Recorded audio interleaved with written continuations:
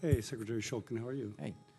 A lot of what I'm going to be asking you today references an article written in October of last year. Mr. Levine, I'm sure you're familiar with it in Newsweek, about Yes. how the VA fueled the national opioid crisis and is killing thousands of Yeah. veterans. As you might guess from the title, it's critical. Yes. So I heard today that, or read that you've now published facility-specific statistics as regarding the Yes. prescriptions. I've been interested in big data in terms of applying to the VA and knowing facility-specific, and for whatever reason, we've not quite got there yet. But the article speaks of, in Huntington, West Virginia, the local VA prescribes take-home opiates to roughly 18% of its patients, a rate that's 230% higher than the national average for all adult male patients. I have not looked at the statistics you released, but does this VA still prescribe as an outlier such as that? What we publish now, and Senator Cassidy, I hope you'll appreciate this. No other system has ever published this data, and we're hoping that they will join us, because we believe, like you, that this is how you get better, by sharing your data and understanding it. What you will see for every single one of our VA facilities, not only what their rate is now, but what it was in 2012, and whether they've made improvements. Every single site except for one has made improvements in their prescribing rates in opioids. The one that didn't may be somewhat unique. It's in the Philippines. It's Manila. But every domestic site in the VA has made improvements. Some a lot more than others, and that's where we hope that they're going to learn from each other. So I don't recall Huntington, West Virginia's improvement rate, but I know it has improved. Got it. Then let me, something I asked about last time is the VA sharing its prescribing data with the PDMPs, the state physician. And this article states that by the end of last year, which would have been 2016, 18 state state VA programs still weren't reporting. Is that still the case now we're a year out from this? I do not believe that that's the case anymore. I'm going to want to confirm with you that we're in 100% compliance, but that is our commitment.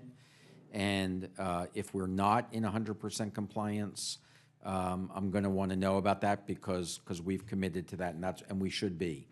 Okay. The article also suggests that your VISTA electronic medical record program is incapable of flagging drug interactions between benzodiazepines like Valium and opioids, and gives anecdotes of people who were given polypharmacy with Ritalin and everything in every class, as well as one patient who got 130, I think I recall this, 130 morphine tabs. You have to kind of eye-popping, why would you get so much? Is VISTA capable of flagging this? Are the pharmacy programs incapable of seeing these drug interactions and flagging them? We do measure and follow the statistics on patients who are on both benzodiazepines and opioids because of the danger. I am not able to tell you right now. We do have drug interactions that come up on Vista. I see them when I use Vista, but I'm not able to tell you why we wouldn't be able to do that. The pharmacist quoted here says that it does not flag it. Yeah. And he apparently testified that under oath. Yeah. And again, I just don't know the answer to that. I would like to, and I'd be glad to confirm with you very shortly whether that is the case or not, or whether that's been fixed. I don't know a technological reason why we wouldn't be able to do it, but I may not understand that.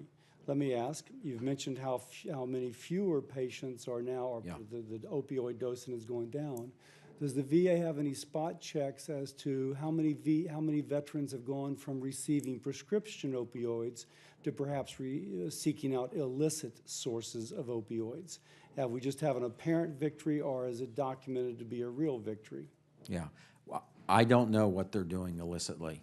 I mean, we just don't have a way of tracking that. Do we have, for example, drug screens of patients who theoretically have been taken off of opioids, but a drug screen might show that they're still taking? Those that return and had been started on opioids sign a patient-informed consent that says that we will do the urine screening, and we do the urine screenings, and we report on that in terms of general statistics. So, but if a veteran doesn't return to us, we don't have any way of tracking it. Do we have any sense of the number or the percent of opioid overdoses in people whom theoretically are no longer taking opioids?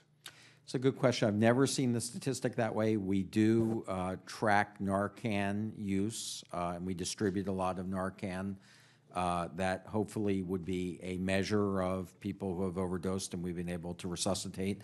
But I've never seen the data broken down in the way that you've asked. I think that would be helpful to the Yeah. committee because it will let us know Yeah. whether or not we really are making progress or whether Yeah. it's more apparent than real.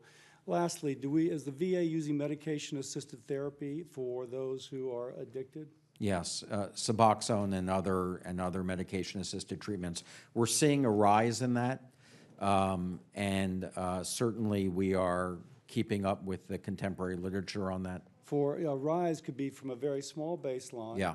and still be very small. So can you perhaps submit for the record the percent of patients whom you think have opioid addiction, Yeah. disuse orders, and how many have been transitioned, et cetera? Yeah, I'd be glad to get you those statistics. My impression is, although I haven't looked at this in detail in the recent, is that your representation is probably correct. Starting from a small baseline, beginning to use it more, probably still underutilized, and an opportunity for us to do better. I yield back. I apologize for going over.